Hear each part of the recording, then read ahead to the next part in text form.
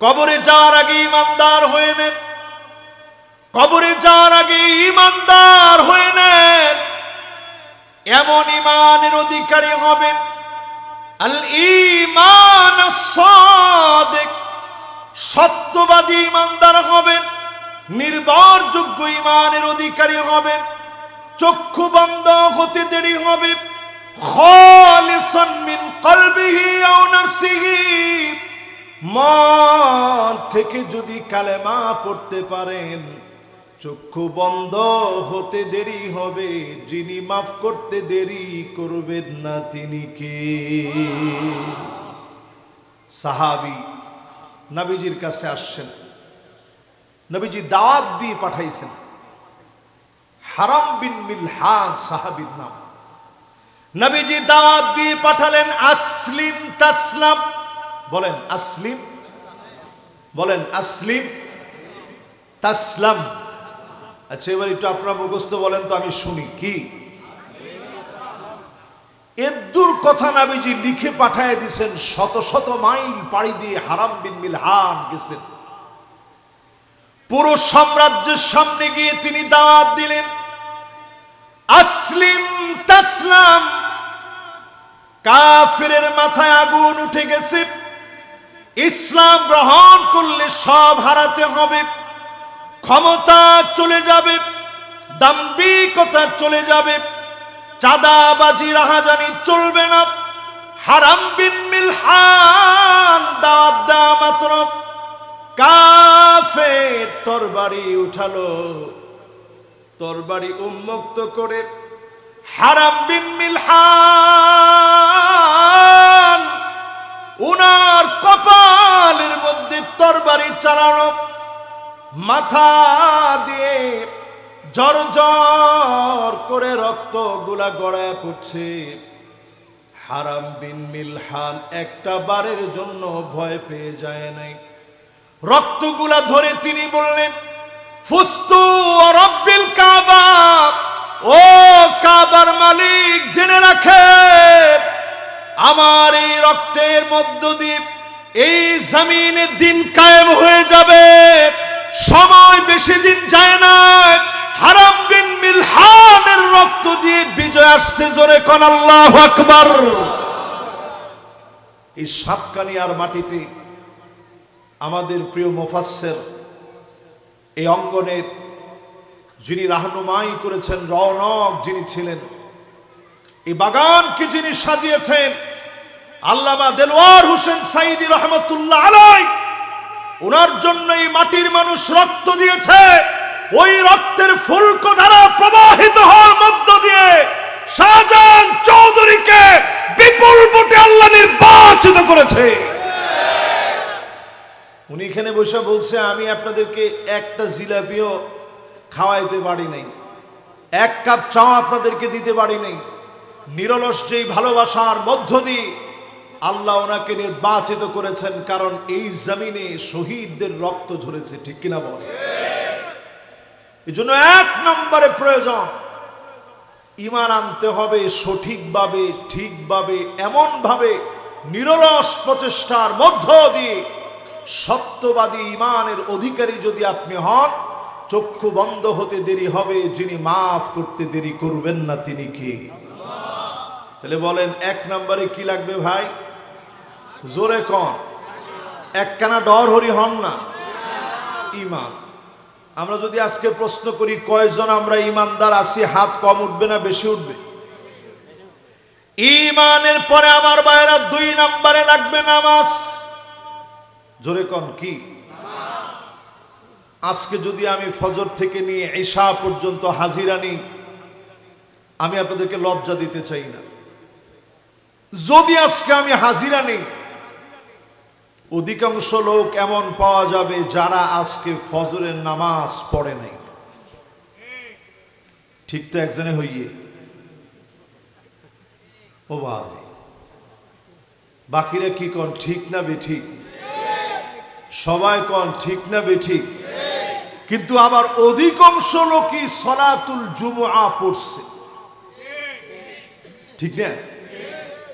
কেউ একেবারে ইমাম সাহেব যখন খুতবার মধ্যে দাঁড়াইছে আরবিতে, ইন্নাল্লাহা ইয়া'মুরু বিল আদলি ওয়াল ইহসান, তখন ইতে দৌড় মারি। তখন আপনি মনে করছেন ইমাম সাহেব খুতবা দেয় আর কি। ইন্নাল্লাহা ইয়া'মুরু বিল আদলি ওয়াল ইহসান, আল্লাহ অর্ডার করেছে ন্যায় ইনসাফ ভিত্তিক জমিনকে কায়েম করা লাগবে। এই অর্ডার আল্লাহ তাআলা দিয়েছেন। জুমার মধ্যে যেই অর্ডার ইমাম সাহেব পড়েন, এটা ইমাম সাহেবের কথা না, কথা কার? এই যে আপনারা জুমার নামাজের সময় বসে বসে গুডুর গুডুর গুডুর গুডুর কথা কন খুতবার সময়, এটা সম্পূর্ণ নাজায়েজ। রাসূল বলছেন কেউ যদি কথা বলে, আরেকজন পাশ থেকে বলছে ভাই চুপ কর, কথা বলিস না। সেই বুখারী সেই মুসলিমে হাদিস আসছে ফাকাদ লাগাউতা, তুমিও বাড়াবাড়ি করলা, চুপ কর, এটা বলারও কোনো সুযোগ নেই। আছে আমাদের দেশে দেখবেন যখন আরবি খুতবা দেওয়ার আগে যখন আযান হয়, কিছু কিছু লোক বসে বসে আযানের উত্তর দেয়, এটা স্পষ্ট নিষেধ। ফালা সালামা ওয়ালা কালামা ওয়ালা রাদ্দাস সালাম, এই সময় কোনো সালাম নাই, কোনো কালাম নাই, সালামের জবাব ওই সময় দেওয়া যাবে না। চুপ করে বসে আপনি শুনতে থাকেন। জুমার নামাজ আপনি 2 রাকাত পড়ছেন, আযান থেকে নিয়ে এই খুতবা পর্যন্ত আপনি সুন্দরভাবে শুনছেন। জোহরের নামাজ যেমন 4 রাকাত, সম পরিমাণ সওয়াব বান্দার আমলনামায় আল্লাহ দান করে দিবে। জোরে করে আল্লাহু আকবার। জুমার নামাজ যদি 3 দিন পর পর কেউ মিস করে, কলিজার ভিতরে আল্লাহ তাআলা সিলমোহর মেরে দিবে। এরকম গুরুত্বপূর্ণ নামাজ যারা পড়ে না, এরা নিজেদেরকে সব মনে করলো আল্লাহর খাতায় অনেকের নাম মুসলমান হিসাবে নামটা আর নাই, ঠিক কিনা বলে? আখিরি জামানায় এমন হবে, নবীজি বলে গেলেন হাত্তা তুত্তাখাযাল মাসাজিদু তুরুকা, মসজিদের সামনে রাস্তা হয়ে যাবে, রাস্তা দিয়ে হেঁটে চলে যাবে। নামাজের জন্য মুসলমানের সন্তান যাবে না, এমন মুসলমান সারা বাংলাদেশে থাকলেও লোহা গাড়ায় না। কত পার্সেন্ট হবে? একজনে হইয়ে বাজি 60%। যিনি 60% বলছেন, আমার মনে হয় উনি রমজান মাসের হিসাবটা এখনো ধরে রাখছে। 60% লোক নামাজি হয়েছিল প্রথম 10 দিন রমাদানে, আর 40% তখনও নামাজি হয়নি। এই বাংলাদেশে যদি সবাই নামাজ পড়তো, প্রত্যেকটা মসজিদের সব মসজিদগুলো ভরে গিয়ে মাঠ ঘাট রাস্তা অলি গলি সব ভরে যেত, নামাজিদের কাতার এমন হতো, আল্লাহর জমিনে দিন কায়েম হয়ে যেত, বাধা দেওয়ার মতো কোনো শক্তি থাকতো না। ঠিক কিনা বলেন? কিন্তু দুঃখজনক সত্য, জুমার দিনও আমরা সবাই নামাজ পড়ি না। এটি দেখবেন 4 তলা ভরে, রাস্তাঘাট সব ভরে যায়। নামাজের চিত্র সাহাবায়ে কেরামের এমন ছিল না। নামাজের চিত্র এমন হবে, ফজরের নামাজে যেমন, জুমা তেমন, আসর তেমন, মাগরিব তেমন, এশা তেমন। যদি এই রকম নামাজের চিত্র হয়, চক্ষুটা বন্ধ হতে দেরি হবে, যিনি মাফ করতে দেরি করবেন না তিনি কে? নবীজি সেই দিন আমাদেরকে চিনে নেবেন। গুররান মুহাজ্জালিন মিনাল ওযু, ওজুর পানিগুলা ঝকঝক করে উঠবে, চকচক করে উঠবে। আল্লাহর নবী সেদিন আমাকে আপনাকে চিনবে। কোটি কোটি মানুষের ভিতরে নবীজি শাফাত করবে। নামাজিরা সেদিন নবীজির শাফাত পেয়ে যাবে। এই জমিনে যারা নামাজ কায়েমের চেষ্টা করেছে, নবীজির শাফাতে ধন্য হয়ে যাবে। আল্লাহ নবী যদি সেদিন আপনাকে শাফাত করে, যিনি ধন্য বানায়া জান্নাতি বানায়া দিবেন তিনি কে? এবার একটু আপনারা আমার সাথে সাথে বলেন তো দেখি, নামাজ কি পড়িবেন না পড়িবেন? একখানা ডর হরি হন না, পড়িবেন না পড়িবেন? বাজি আর কবে নামাজ পড়বেন একটু আমারে কোন। সারা দুনিয়ার দিকে তাকায় দেখেন, মুসলমানদের হাহাকার চতুর্দিকে শোনা যায়। সেদিন দেখলাম একটা ছোট্ট মাসুম বাচ্চা, বয়স সবচেয়ে বেশি হলে 6 বছর হবে, 2টা পানির গ্যালান হাতের ভিতরে নিয়ে 5 লিটার গ্যালান নিয়ে এইদিকে একবার ঢলে যাচ্ছে, ওইদিকে একবার ঢলে যাচ্ছে। এরপরেও মরুভূমি দিয়ে হেঁটে হেঁটে যাচ্ছে, একটু যদি পানিটা নিয়ে যেতে পারে। আজকের মুসলমানেরা পানির জন্য যখন চিৎকার করে কাঁদে, চতুর্দিকে যখন হাহাকার শুরু হয়ে গেছে, আপনাকে আমাকে আল্লাহ অনেক অনেক অনেক ভালো রেখেছেন, তারপরেও যদি সেজদা অবনত না হন, অচিরেই যিনি বড় ধরনের পরীক্ষা নিয়ে নেবেন তিনি কে? কখনো কখনো আল্লাহ পরীক্ষা নেন যে জায়গায় আপনি যাইতে পারতেছেন না, ওই জায়গায় আল্লাহ আপনারে দেখতে চান, এজন্য পরীক্ষা নেন। বাংলাদেশকে আল্লাহ তাআলা এত ভালোবাসেন, আমার মনে হয় এই দেশটা এমন একটা দেশ, ভৌগোলিক দিক থেকে আপনি মিলায় দেখেন, মদিনার ছক আর ম্যাপটা যেমন, বাংলাদেশের ম্যাপটা ঠিক তেমন। সুবহানাল্লাহ কয় না তো? মদিনার ম্যাপ আপনি মিলায় দেখবেন, আজকেই দেখেন গুগলে গিয়ে মদিনার ম্যাপটার সাথে আমার দেশের ম্যাপটা কেমন মিলে। পানিও আছে, বিশেষ করে চট্টগ্রামের কথা বলি, পুরো বাংলাদেশের তো সব অঞ্চল না মিললেও চিটাগাংয়ের অঞ্চলগুলো আপনি দেখেন, একদিকে পানি আছে, সমুদ্র আছে না? আরব দেশের সমুদ্র আছে না? সমতল ভূমি আছে, আছে না? পাহাড় পর্বত আছে, আছে না আপনাদের? এই ভূমিটা এমনি আল্লাহ তাআলা স্বর্ণের ভূমি বানায় নাই।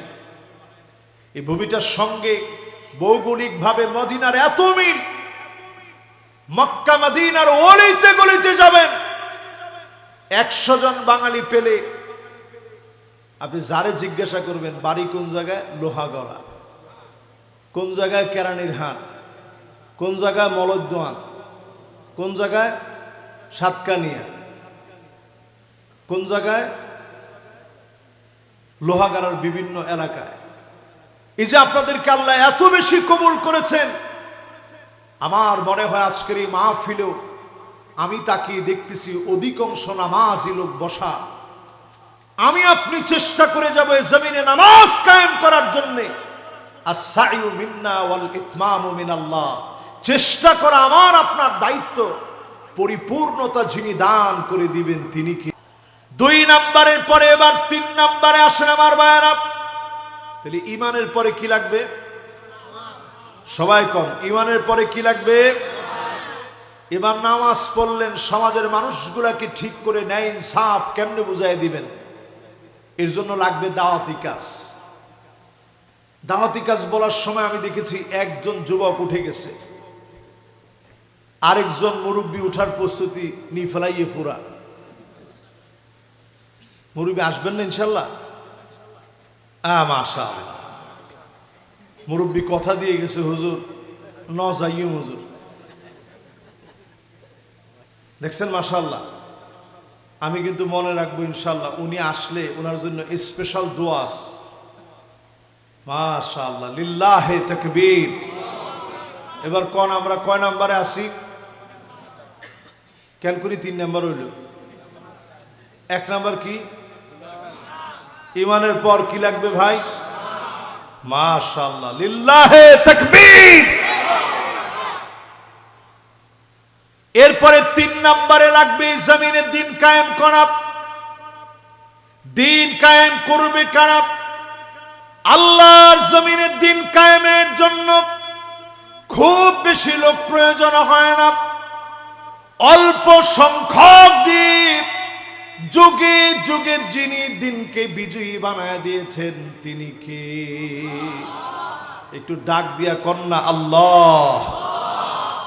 আজকে যে ইউরোপে যাওয়ার জন্য অনেকে ফল হয়ে যাচ্ছে না, নবুজন ফল হয়ে যাচ্ছে না, ইউরোপে যাওয়ার জন্য বাংলাদেশ থেকে যারা যায় কতজন তারা সমুদ্রের ভিতরে হাবুডুবু খেয়ে মারা যায়। আপনারা অনেকে হয়তো দেখেন 40 জন 50 জন, অথচ এমন শত শত মায়ের বুক খালি হয়ে যাচ্ছে, ইউরোপে যাওয়ার জন্য পাগল পাড়া হয়ে গেছে।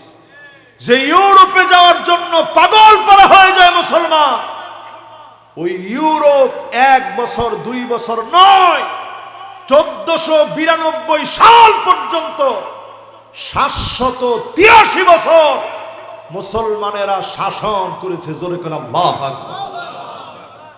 একজন তারেক বিন জিয়াদের নেতৃত্বে 7000 মুসলমানদেরকে নিয়ে আটলান্টিক মহাসাগর পাড়ি দিয়ে তারেক বিন জিয়াদ যখন তিনি গেলেন, তারেক বিন জিয়াদের সামনে আটলান্টিক মহাসাগরের ঢেউগুলো আছাড় খেয়ে পড়ল।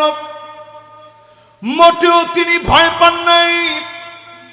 ওই প্রান্তে গিয়ে তারেক বিন জিয়াদ সৈন্যবাহিনী দেখে, পুরা সাম্রাজ্য দেখে ভয় পেয়ে যায় নাই।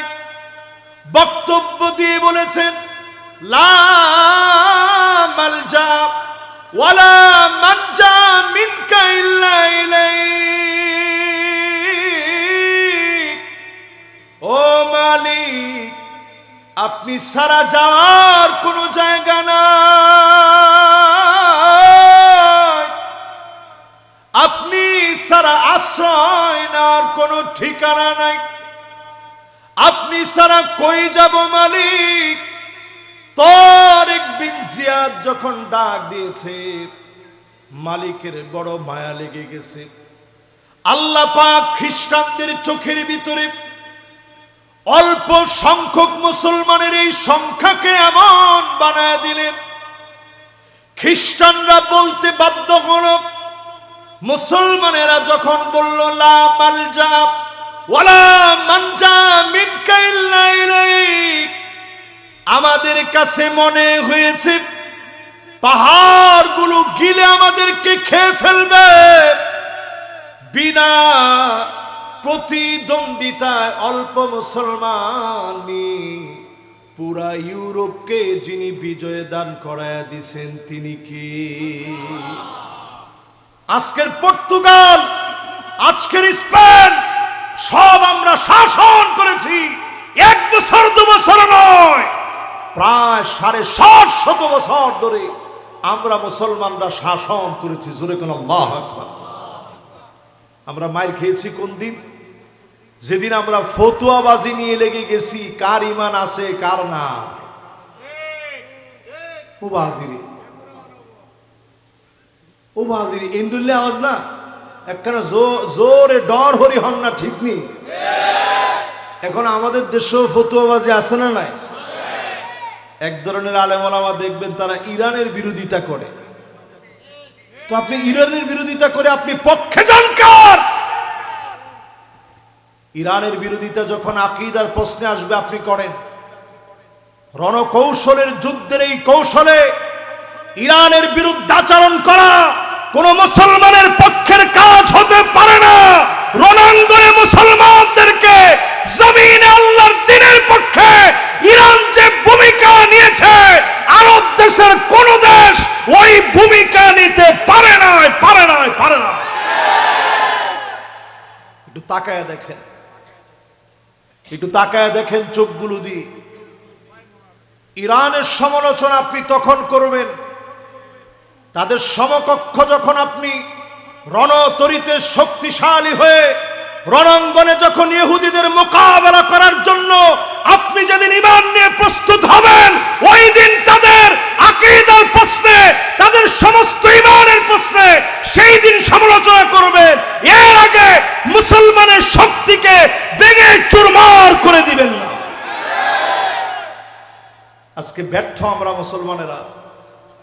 বিশাল লম্বা জুব্বা পরে, বিরাট লম্বা দাড়ি রেখে, সুন্নতের ফেরিওয়ালা হয়ে আমরা এখন ইরানের বিরুদ্ধাচরণ করতেছি, ইরানের আকীদা নিয়ে প্রশ্ন তুলতেছি। আরে ভাই, আপনি কয়দিন ইহুদিদের বিরুদ্ধে বলছেন, কয়দিন আপনি আমেরিকার বিরুদ্ধে বলছেন, কয়দিন আপনি অনাচার দুর্নীতি জালেমদের বিরুদ্ধে কথা বলেছেন। তার মানে বোঝা যায় যুগে যুগে ইরান যেই কাজগুলো করে মুসলমানদের পাশে ছিল, ওই কাজের বিরোধিতা তারা করেছে যারা বিভিন্নভাবে অমুসলিমদের কাছ থেকে টাকা পেয়েছে। ঠিক কিনা বলে? এই জন্য যারা আমার সামনে বসছেন, পরিষ্কারভাবে আজকে থেকে জেনে নিতে হবে, আমার আপনার কাজ হচ্ছে শুধু চেষ্টা করে যাওয়া। নবীজি হাদিসের ভিতরে বলেন, মানিক বাররাত কদমাহু ফি সাবিলিল্লাহ হারামাহুল্লাহু আলাইহিন নার।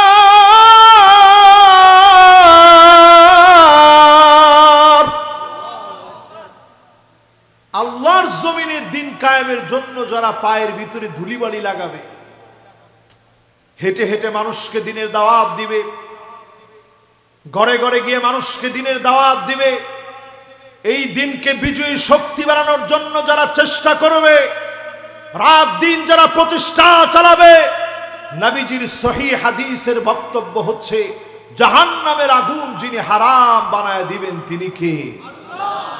আমরা কি জাহান্নামের আগুন হারাম বানাতে চাই? আরে কয় না, একখানা ডর হরি হন না চাই? সবাই চাই। একটু চেষ্টা করেন। কদ্দুর চেষ্টা করব হুজুর?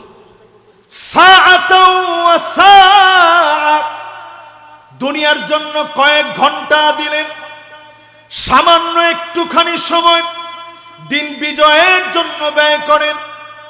চা খেতে খেতে আপনি দিনের দাওয়াত দেন, মানুষের সঙ্গে হাঁটতে হাঁটতে দিনের দাওয়াত দেন, খেতে কৃষি কাজ করতে করতে দিনের দাওয়াত দেন। সর্বত্র যখন দাওয়াত দিয়ে দিবেন, আপনি দেখবেন ওয়া ইন তুখালিতুহুম ফাইখওয়ানুকুম, দাওয়াতের দ্বারা যেই লোকটা আপনার বিরুদ্ধাচরণ করেছে, অচিরেই ওই লোকটাকে যিনি বন্ধু বানায়া দিনের জন্য কবুল করে নেবেন তিনি কে? তাহলে এক নাম্বার কাজ কি? সবাই ঈমান ঠিক করেন, জাহান্নামের আগুন হারাম। 5 ওয়াক্ত নামাজ ঠিক করেন, জাহান্নামের আগুন হারাম। দিনের দাওয়াত দেন, জাহান্নামের আগুন যিনি হারাম বানায় দিবেন তিনি কে? 4 নম্বরে প্রিয় ভাইরা আমার, কষ্ট হয়ে যান না? এ মাশাআল্লাহ, আর আধা ঘন্টা বাকি আছে, একবারে শেষ হয়ে যাবে ইনশাআল্লাহ। ও বাজিরে, আর একজন কে দেখি 2 ঘন্টা, দেখি কে? না মাশাআল্লাহ, এই যে ও 2 ঘন্টা বলছে, দেখেন আমার ভাতিজা মাশাআল্লাহ, বয়স অল্প, এই 2 ঘন্টা বলছে। ও কি গান বাজনা শুনবে না কোরআন হাদিসের আলোচনা শুনবে? এই যে কোরআন হাদিসের আলোচনা 2 ঘন্টা শুনতে চাইছে, হয়তো আমি 2 ঘন্টা করার মতো জ্ঞানও নাই, শক্তিও নাই, কিন্তু সে শুনতে চেয়েছে। কাতাবাল্লাহু লাহু হাসানাতান কামিলা, পূর্ণ 2 ঘন্টা শুনলে যেমন সওয়াব হতো, সমপরিমাণ সওয়াব যিনি বান্দার আমলনামায় দিয়ে দিবেন তিনি কে? তো ক ঘন্টা চলিবে বাজি? মাশাআল্লাহ, এখন একজনে কইছে 5 ঘন্টা হবে। তা আপনি যতক্ষণ বলছেন সব আছে ভাই, দিনের বিষয়ে আল্লাহর কোনো কৃপণতা নাই। আমি শেষে আপনাদেরকে একটা ঘটনা শোনাবো, আল্লাহর যে কোনো কৃপণতা নাই, একটু শুনে যাবেন। রাজি আছেন ইনশাআল্লাহ? তাহলে 1 নাম্বার কি, 2 নাম্বার কি, 3 নাম্বার কি, 4 নাম্বারে প্রিয় ভাইরা আমার, মান শাবা শাইবাতান ফিল ইসলাম হারামাহুল্লাহু আলাইহিন নার। আপনার আমার চুল পেকে যাবে, দাড়ি পেকে যাবে, দিন কায়েমের তরে এই চুল যদি পাকাতে পারেন, দাড়ি যদি সাদা হয়ে যায়, আপনি লিখে রাখতে পারেন হারামাহুল্লাহু আলাইহিন নার, জাহান্নামের আগুন যিনি হারাম বানায়া দিবেন তিনি কে? খুশি না বেজার? আমার দেখেন এইখানে একটা দাড়ি পাকস, এখানে একটা দাঁড়ি, এখানে একটা দাঁড়ি, আমি খুব সযত্নে রেখে দিছি। মাঝে মাঝে আমি আয়নার সামনে দাঁড়ায় চিন্তা করি, আহারে আমার রসুল কোরআন পড়তে পড়তে মাথার কয়েকটা চুল পেকে গেছিল, এবং নবীজি সাহাবীদেরকে ডেকে ডেকে বলছে, শাইয়াবাতনি হুদুন ওয়া আখাওয়াতুহা। সূরা হুদ আর তারপরের কয়েকটা সূরা পড়ে আমি নবীর মাথার চুল পেকে গেছে। নবীজি এত পরিমাণ আল্লাহকে ভয় পেতেন, উম্মতের ব্যাপারে ভয় করতেন, মাথার চুলগুলো পেকে গেছে। বিশেষ করে একটা আয়াত নবীজি বারবার পড়তেন, ওয়ালা তারকানু ইলাল্লাযীনা যালামু ফাতামাসসাকুমুন নার। এই আয়াত পড়ে পড়ে নবীজি কাঁদতেন। জালেমদের যারা সহযোগী হবে, মালিক হ্যান্ডকাপ লাগায় ফেলবে, টেনে হিচড়ে জাহান্নামে ফেলবে।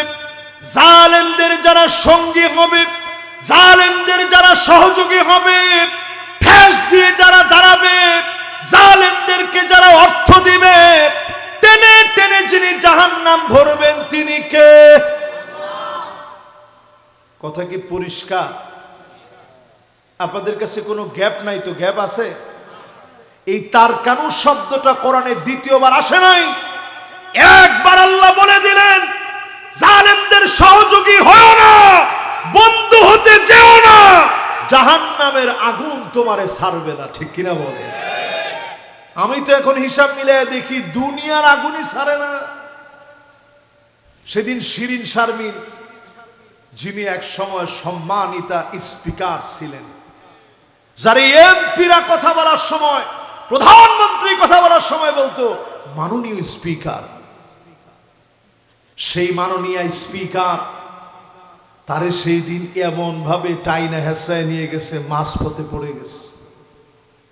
আহারে বেচারির জন্য আমার খুব মায়া লাগছে। শত হলেও তো আমার মায়ের জাত। বেচারি পড়ে গেছে, যদিও এখন জামিনে মুক্তি পেয়েছে নাকি? আরে কথা কয় না। এখন আপনারা এটা দেখে আপনাদের মায়া লাগে না ভাই? আমাদেরও মায়া লাগে, কারণ আমাদের মন আছে। কিন্তু আমরা দেখেছি আমাদের প্রিয় আল্লামা কতবার আকাশের দিকে তাকিয়েছে, দুনিয়ার কোন মানুষকে বলে নাই, জালেমদের কাছে একবারের জন্য মাথা নত করে দেয় না।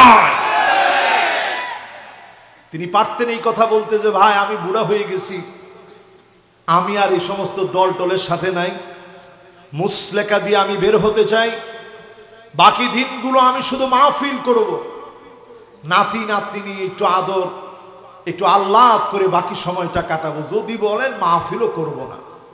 এ কথা বললেই ওনাকে সসম্মানে রাজকীয় মুকুট পরায় ওনাকে জেল থেকে বের করত। কিন্তু উনি তা চায় নাই, উনি চেয়েছেন মুকুটবিহীন সম্রাট হয়ে আল্লাহর আদালতে শহীদি মর্যাদা নিয়ে হাজির হবে। জোরে করে আল্লাহু আকবার।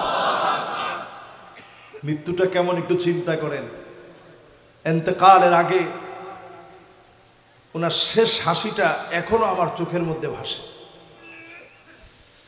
আমার পরিষ্কার মনে আছে, উনি যখন হাসিটা দিছেন, হাসিটা দেওয়ার মধ্যেই আমি এই হাসিটা দেখে মাগরিবের নামাজে গেছি। মাগরিবের নামাজ থেকে মনটা এমন আনচান করতেছে, বুকের ভিতরে ব্যথা লাগতেছে। আমার কাছে কেন যেন মনে হচ্ছিল যে হুজুর মনে হয় আর দুনিয়ায় বাঁচবে না। এই হাসিটা মনে হয় ওনার জীবনের শেষ হাসি। জালেমরা মনে হয় ওনার আর বাঁচতে দিবে না। হঠাৎ আমি এসে একটু শুইলাম, এরপরেই দেখলাম একটা ভূমিকম্প হয়ে গেল। ভূমিকম্পটার সময় আমার কাছে একেবারে পরিষ্কার হয়ে গেছে, মনে হয় হুজুর আর নাই। আমি উঠেই আমার মোবাইলটা ধরলাম, দেখে একটার পর একটা ফোন আসতেছে, ধরার সাথে সাথে বলতেছে হুজুর আর নাই। আমি দৌড়ায় চলে গেলাম মেডিকেল পর্যন্ত। আমি গিয়ে দেখি সমস্ত বাধা উপেক্ষা করে একজন আর দুজন নয়, আল্লাহর হাজার হাজার মর্দে মুজাহিদ, পুরা এরিয়াটা লক্ষ লক্ষ মানুষে গ্রাম হয়ে গেছে। জোরে কোন আল্লাহ। পরের দিন 15 আগস্ট হুজুরের বাসার পাশে একটা মসজিদ আছে, শহীদবাগ, যারা আপনারা গেছেন দেখবেন, হুজুর এখানে নামাজ পড়তেন। তো আমি সহ মাওলানা কামরুল ইসলাম সাঈদ আনসারী হাফিজাহুল্লাহ, কামাল উদ্দিন জাফরি হাফিজাহুল্লাহ, আরো অনেক ওলামায়ে কেরাম এবং আল্লামা তারেক মনোয়ার হাফিজাহুল্লাহ তিনিও ছিলেন। আমরা বেশ কয়েকজন ওলামায়ে কেরাম ফজরের নামাজ পড়তে গেলাম পাশের যে শহীদবাগ মসজিদ, সেখানে আমি নামাজ পড়তে গেছি এইটা মনে করে যে আমরা কি শুধু নামাজই পড়ি না আমাদের ভিতরে ঈমান, দীপ্ত ঈমান আছে, এটা দেখার জন্য আমি গেছি। নামাজের পরেই দেখি ইমাম সাহেব, যিনি 15 আগস্ট এই ভয়াবহ সময়ে তিনি সালাম ফিরিয়ে বলতেছেন, আমরা শুধু একজন আল্লাহ আমাকে হারাই নাই, বিশ্ববরেণ্য একজন আলেমকে হারাই নাই, আমি আমার প্রাণ প্রিয় একজন মুসল্লিকেও হারায় ফেলছি। মাহফিল করে এসে ফজরের নামাজটা তিনি জামাতের সাথে পড়তেন এবং এসে তিনি চুপচাপ বসে বসে ইশরাক পর্যন্ত বসতেন। আমলের ক্ষেত্রে তিনি এত যত্নবান ছিলেন। তিনি জেলখানা থেকে আমাকে অনেকগুলো চিঠি লিখছেন। এই সব চিঠিগুলো সময়ে সময়ে সব বলা হবে, একটু ইনশাআল্লাহ বাকি রাখবো না। এই কথা বলতেছে ইমাম সাহেব নিজে। তিনি এখনো জীবদ্দশায় আছে।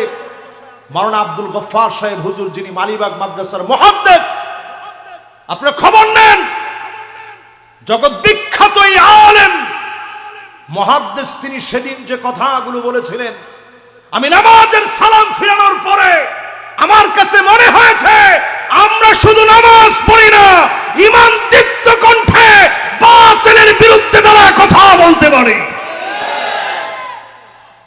প্রিয় ভাইরা আমার, একজন আল্লামা চলে গেলেন। ওনার জানাজায় একেবারে লাশের গাড়িটার সামনে আমি দাঁড়ানো ছিলাম। আমার কাছে মনে হচ্ছিল কি যেন হারায় ফেলছে, যেটা হারিয়ে ফেলছে এটা আর হাত দিয়ে খুঁজে কোনোদিন পাওয়া যাবে না। খুব সামনে থেকে ওনাকে দেখতেছিলাম আর মনে করতেছিলাম লক্ষ লক্ষ মানুষ, যে মানুষের কথা শুনে হৃদয়ে প্রাণ উজাড় করে দিয়ে দিনের দিকে আসতো, আজকে তিনি শুয়ে আছেন। যার জন্য মানুষগুলো সব ভেঙে বাঁধ ভাঙা ঢেউ উজাড় করে ওনার মাহফিলগুলোতে হাজির হতো, সে মানুষটা আজকে শুয়ে আছে। একটা লাশকে জালেমরা কত ভয় পেতে পারে আমি সেই দিন দেখেছি। বারবার তারা বলতেছে জানাজা শুরু করেন, কারণ তাদের ভয় হচ্ছে সারা বাংলাদেশের যেভাবে স্রোত, গাড়ির পরে গাড়ি, কয়েক কিলোমিটার জায়গা ব্লক হয়ে গেছে, তাদের চিন্তা হচ্ছে এইভাবে যদি মানুষ আসতে থাকে, এখান থেকে যদি একটা বিপ্লবের স্লোগান উঠে যায়।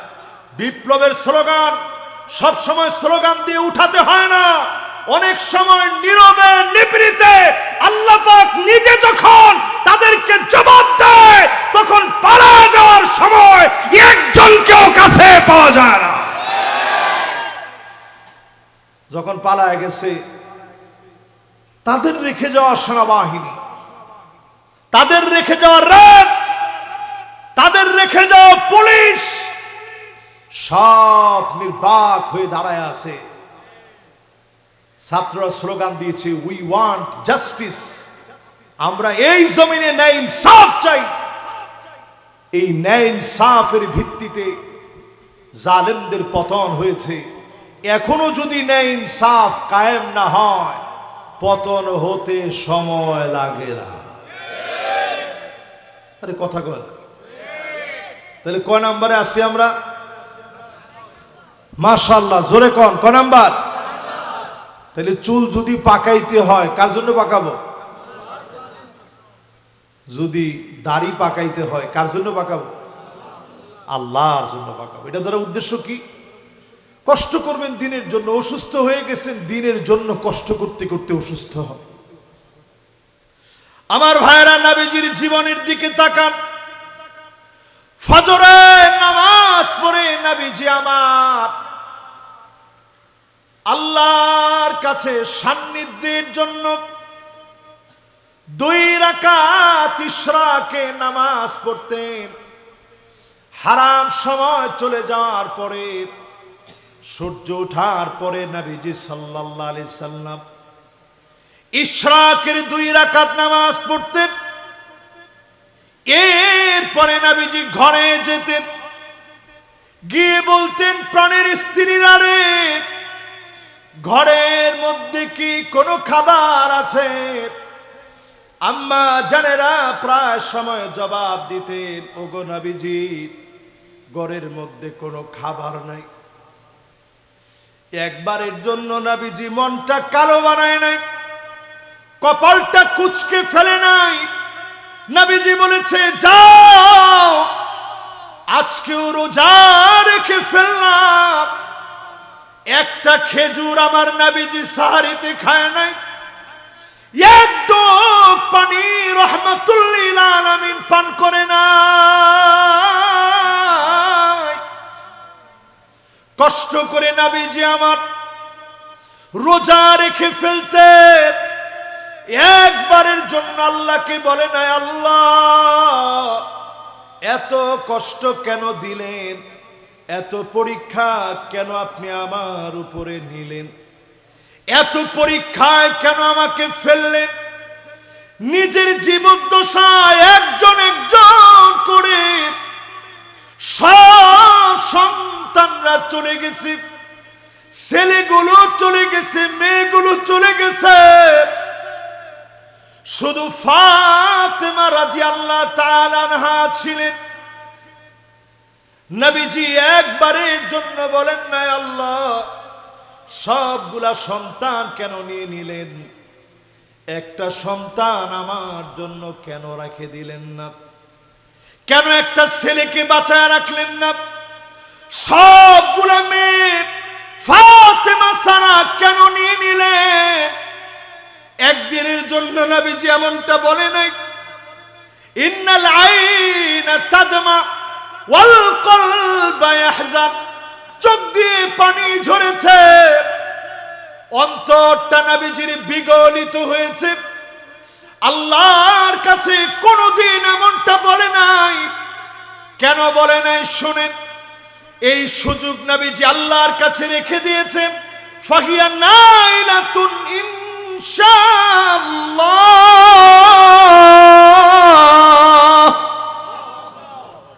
সুযোগটা আল্লাহর কাছে রেখে দিয়েছেন। কোন দিন বলবেন? উম্মত বিপদে পড়ে যাবে, চিল্লায় বলেন আল্লাহু আকবার। নবীজি বলেন, অবশ্যই সেদিন উম্মত না চাওয়ার ফলাফল পেয়ে যাবে। দলে দলে উম্মত গুলা নাজাত পাবে। মান মাতা মিন উম্মতি লা ইউশরিক বিল্লাহি আহাদা, আমার যে উম্মত মৃত্যুবরণ করলো, শিরক করে নাই, কবরের কাছে চায় নাই, পীরের কাছে চায় নাই, শুধু আল্লাহর কাছে যারা চেয়েছে, এমন উম্মতদেরকে সেদিন আল্লাহ মাফ করে দিবেন। দলে দলে নবীজির সেদিন শাফাতে ধন্য হবে। কাতারে কাতারে যিনি জান্নাতি বানায় দিবেন তিনি কে? কথা কি সহজ না কঠিন? তাহলে কয় নম্বরে আছেন? একখানা ডর হরি হন লাগবো বাজি, মাশাআল্লাহ। কয় নম্বর? 4 নম্বরের পরে এবার 5 নম্বর। সহজ আমল হলো 1 দিন, 2 দিন, 3 দিন, এইভাবে 40 দিন ধরে তাকবীরে উলা সঙ্গে, জামাতের সঙ্গে বা জামাত নামাজ পড়েন। আপনি নিজে আপনি আপনার আমল পরিবর্তনের জন্য মাসিক রিপোর্ট রাখা শুরু করেন। রিপোর্ট রাখেন, যদি প্রয়োজনে আপনি খাতায় এঁকে আপনি রিপোর্ট রাখেন জামাতের সাথে নামাজ হয়েছে কিনা, কোরআন তেলাওয়াত হয়েছে কিনা, হাদিস আপনি পড়েছেন কিনা, ইসলামী সাহিত্য আপনি অধ্যয়ন করেছেন কিনা, মুক্তির সনদে আপনি কতটুকুন পড়ছেন, পরিবারকে নিয়ে আপনি বসছেন কিনা, সামাজিক বৈঠক হয়েছে কিনা, পরিবারের সঙ্গে আপনার সম্পর্ক কেমন, ঘুমের আগে অন্তত আপনি হিসাব করছেন কিনা আমার আজকের দিনটা ভালো গেল না খারাপ গেল। আচ্ছা, এই কাজগুলা যেগুলা বললাম খুব খারাপ কাজ না? না, জোরে কর, একেবারে খারাপ কাজ না বাজি? আচ্ছা, ধরেন আপনি একটু হিসাব রাখছেন যে আপনার এই দিনটা ভালো গেছে না গত দিন ভালো গেছে, এই হিসাব রাখলে লাভটা কি? হিসাব রাখলে লাভটা এমন, আল্লাহর হাবিব বলেন ইদা সাররাতকা হাসানাতুক ওয়া সাআতকা সাইয়্যাতুক ফান্তা মুমিন। আর একজন ভাই উড়ি গিয়ে আলহামদুলিল্লাহ বুঝুন না বাজি, মাশাআল্লাহ। আসবেন না ইনশাআল্লাহ? ইতে এখনো কথা ন ওদের বাজি, ফাল্লার ইতে ন বুঝের না না না 60% না বাজি, 80% আলহামদুলিল্লাহ আমরা শেষ করি ফেলাই আলহামদুলিল্লাহ। না আসবে ইনশাল্লাহ, ইনশাল্লাহ কর। তাহলে কয় নম্বরে আছি আমরা? 5 নম্বরে বলতেছিলাম ঘুমের আগে একটু হিসাব করলে লাভটা কি? ইদা সাররাতকা হাসানাতুক ওয়া সাআতকা সাইয়্যাতুক ফান্তা মুমিন। ঘুমের আগে ও যুবক তোমাদেরকে বলি, আমার মুরব্বী আপনাদেরকে বলি, গান বাজনা শুনতে শুনতে ঘুমায়েন না। এই ঘুম আপনার জীবনের শেষ ঘুম হয়ে যেতে পারে। আপনি আর ফজরের সুপ্রভাতে আপনি আর জাগতে নাও পারেন, ওই দিনের ঘুম যদি শেষ ঘুম হয়ে যায়, আপনি যদি একটু হিসাব কষে ঘুমান আমার দিনটা কেমন গেল, নবীজি বলেন ফান্তা মুমিন, তুমি মুমিন হয়ে ঘুমালা। ওই দিনের ঘুম যদি শেষ ঘুম হয়ে যায়, যিনি আপনাকে মাফ করে দিলেও দিতে পারেন তিনি কে? তাহলে একটু যদি আপনি রিপোর্ট রাখেন, গুনাহ হবে না সওয়াব হবে? আরে কথা কয় না, গুনাহ হবে না না সওয়াব হইব? সওয়াব। জোরে কোন কি? আরো জোরে কোন কি? সওয়াব। জোরে কোন কি? সওয়াব না সওয়াব। কি কি হবে? মাশাআল্লাহ মাশাআল্লাহ, চিটাগাংয়ের লোকদের উচ্চারণ খুব সুন্দর। এদেশে ইসলাম আসছে কিন্তু আপনাদেরকে দিয়েই কিন্তু এদিক দিয়ে ইসলামটা গেছে। একজনে হাসি দিছে যে হুজুর ন বুঝিলাম, ইন কথা তো ন শুনিলাম হুজুর আগে। এই সমুদ্র পথে আরব দেশের বাণিজ্য করার জন্য না, দিন প্রচার করার জন্য আসছেন, ইসলামের দাওয়াত দেওয়ার জন্য লোকেরা আসছেন। পরে আসলে তো এখন চলতে ফিরতে হবে, তখন ব্যবসা বাণিজ্য করছেন। তো এখানে এসে প্রথম যখন দেখছে আরব দেশে চলার জন্য আছে উট। জোরে কন কি? উটের আরবি হচ্ছে না কহ। কি না কতন মানে কি? উট। এখন এইখানে আইসা দেখে চতুর্দিকে পানি আর পানি, ডেল ডেলে পানি চলে আর কি। তখন আরবের লোকেরা দেখে এই পানির মধ্যে নৌকা চলে, তো নৌকার আরবি হচ্ছে সাফিনা। কি? তো উনারা তখন হাসতে হাসতে বলছে, জাহেরে আরব দেশে আমরা যেমন উট ছাড়া চলতে পারি না, আর এই অঞ্চলে আসছি দাওয়াত দেওয়ার কোনো সিস্টেম নাই সাফিনা ছাড়া। এখন যেহেতু উট নাই, উটেরে ভুলে যাওয়া দরকার নাই, সাফিনা না বইলা এইটারই আজকে থেকে আমরা নাম দিলাম না কাহ। আরে কথা কয় না কি? এই যে না কাহ, না ক থেকে পরে আমাদের দেশের লোকেরা একটু পরিবর্তন করে ইতেরা বানায় ফেলে নৌকা। ওমা কথা কয় না। এরপরে যখন এই নৌকা নিয়ে আবার আওয়ামী লীগের লোক শুনিলে বাজি বেশি খুশি হয়ে যাবে, তো বেশি খুশি হয়ে যাবে না? সুবহানাল্লাহ, হুজুরের নৌকার পক্ষে জেডেলিয়ে বক্তব্য দিয়ে আজকে। এই কারণে 16 বছর এই ওয়াজ আমি কোথাও করি নাই, এটা ভিতরে জমা রাখছি। এই ওয়াজ যদি তখন করে দিতাম তো তো সাড়ে সর্বনাশ। এমনি তারা নৌকা বলতে গিয়া নূহ আলাইহিস সালামের কিস্তিরে বুঝায় ফেলায়। তো যাই হোক, এই নিয়ে যখন তারা বাহন নিয়ে হাজির হয়েছে, যখন কুমিল্লার দিকে গেছে, গিয়ে দেখে যে লোকজনের মন টন ভালো আছে, দিল টিল ভালো আছে, দাওয়াত দিছে কুম লিল্লাহ, আল্লাহর জন্য দাঁড়ায় যাও। কুমিল্লার লোকেরা একটু চালাক ডলিয়া তো ইতিরকম মাশাআল্লাহ কত তো ভালো কই কুম লিল্লাহ, ইতারা একটু কাটসাট করে নাম দিয়ে দিছে কুমিল্লা। আরে কথা কয় না। এরকম আমাদের দেশের নামগুলো খুঁজেন, আরবি নামগুলো খুঁজলে আপনি অবাক হয়ে যাবেন। এদেশের পরতে পরতে আল্লাহর গোলামদের রক্ত বিন্দুতে কালেমার বীজ এখানে বপন হয়েছে। জোরে কালাম আল্লাহু আকবার। কয় নম্বরে যদি ছিলাম আমরা? মাশাআল্লাহ। আমরা 10টা মিনিট কোরবানি করতে রাজি আছি তো ইনশাআল্লাহ? মাশাআল্লাহ। আর ভাই মাশাআল্লাহ চলে এসছে না? চলে এসছে বাজি। এখানে মুরব্বিও চলে আসছে। মুরব্বি কই? মাশাআল্লাহ, আল্লাহু আকবার। দেখছেন? আল্লাহু আকবার। এটা আপনি হাতে পেয়ে ধইরা কাউরে বসায় রাখতে পারবেন? এটা আল্লাহ বসায় রাখছে। প্রিয় ভাইরা আমার, বলতেছিলাম জাহান্নামের আগুন হারাম করতে হলে 40টা দিন নিয়ত করে ফেলেন, তাকবীরে উলার সঙ্গে রিপোর্ট রেখে আপনি আমি নামাজে যাব। ইমাম সাহেব আমাদের দেশে নামাজ পড়ায়, আহারে আফসোস কারে কই, আজকে একজন ইমাম সাহেবের কান্না দেখে বুক ফেটে গেছে। গাজীপুরের একজন ইমাম তার মেয়েকে বাপ হওয়ার পরেও বাপের বুকের মধ্যে অস্ত্র ঠেকায়া ঘরের দরজা ভেঙে, তালা ভেঙে, এরপর সিটকানি ভেঙে, এরপরে মেয়েটাকে উঠায় নিস। আমরা পরিষ্কার ভাষায় আজকে বলি, বাংলাদেশের লোকেরা সব সহ্য করতে পারে, ইসলাম মুসলমান ইমামের উপরে যদি কোনো আঘাত হয়, এদেশের একজন লোক বসে থাকবে না, থাকবে না, থাকবে না। সুতরাং দল বুঝি না, নেতা বুঝি না, কিচ্ছু বুঝি না, সন্ত্রাসী কোন গোষ্ঠী সেটা আমরা দেখতে চাই না। অনতি বিলম্বে সন্ত্রাসী গোষ্ঠীকে চিহ্নিত করে শাস্তির আওতায় তাদেরকে আনতেই হবে। একটাই দাবি, দৃষ্টান্তমূলক শাস্তি দিতে হবে। প্রিয় ভাইরা আমার, 40টা দিন যদি আমরা তাকবীর উলার সঙ্গে নামাজ পড়ি, খুব বেশি কষ্টকর কোনো বিষয় না।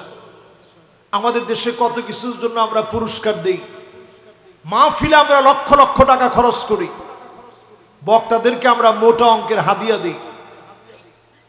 এই টাকাগুলোর ক্রিয়দাংশ সামান্য অংশ ব্যয় করে যদি আপনি এই খাতে উৎসাহ দেন, যেখানে আমার যুবকেরা নামাজে আসবে, তাকবীরে উলার সঙ্গে নামাজ পড়বে, হয়তো একটা আগ্রহ আপনি দিয়েছেন নামাজের দিকে আসছে, একদিন দুই দিন কোনো আগ্রহ আসছে, তৃতীয় দিন থেকে দেখবেন আল্লাহর গোলাম হয়ে নামাজে দাঁড়ায় গেছে।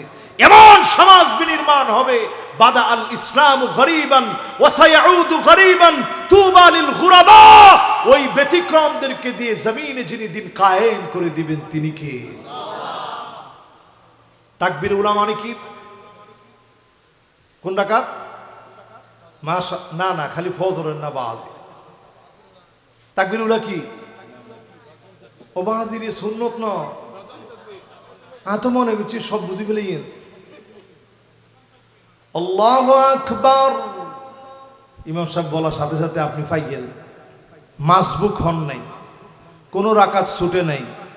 এইভাবে যদি আপনি 40 দিন 5 ওয়াক্ত করে নামাজ পড়তে পারেন, চক্ষু বন্ধ হতে দেরি হবে। হারামাহুল্লাহু আলাইহিন নার, জাহান্নামের আগুন যিনি হারাম বানায় দিবেন তিনি কে? আল্লাহ। প্রিয় ভাইরা আমার, 5 নম্বরের পরে 6 নাম্বার শুনেন। আর 10টা মিনিট সময় নেই, ঠিক আছে না বাজি? ঠিক আছে না? মাশাআল্লাহ, লিল্লাহে তাকবীর। মাশাআল্লাহ। আমার মনে হয় ঠিক জয়যুক্ত হয়েছে, জয়যুক্ত হয়েছে, জয়যুক্ত হয়েছে। সাংবিধানিক এই বাংলাদেশে সংবিধান চেঞ্জ করার কোনো আলামতই যে দেশে নাই, সেই দেশের ভিতরে বসে অসাংবিধানিক পদ্ধতিতে মাহফিল খুব বেশি রাত বিলম্বিত করার কোনো ইচ্ছা আমার নাই। আমিও সংবিধান মেনে এখানে মেজরিটির ভোট নিয়ে আমিও চাই তাড়াতাড়ি মাহফিলটা শেষ হোক। আমারও তো গন্তব্যে যাওয়া দরকার। একজনে কই ফেলাই ঠিক, মানে আমরা এমন এক জাতি, সুবহানাল্লাহ, ঠিক বলতে আমরা অন্তত কৃপণতা করি না। আমি প্রায় সময় সংসদের বক্তব্য দেখি আর চিন্তা করি যে সুবহানাল্লাহ, বিরোধী দল হওয়ার পরেও ভালো ভালো কথা শুনে, ভালো ভালো কথা যখন বিরোধী দলের ভাইয়েরা বলে, অন্তত সরকারি দল যদি একটু ঠিক করে ফেলাইতো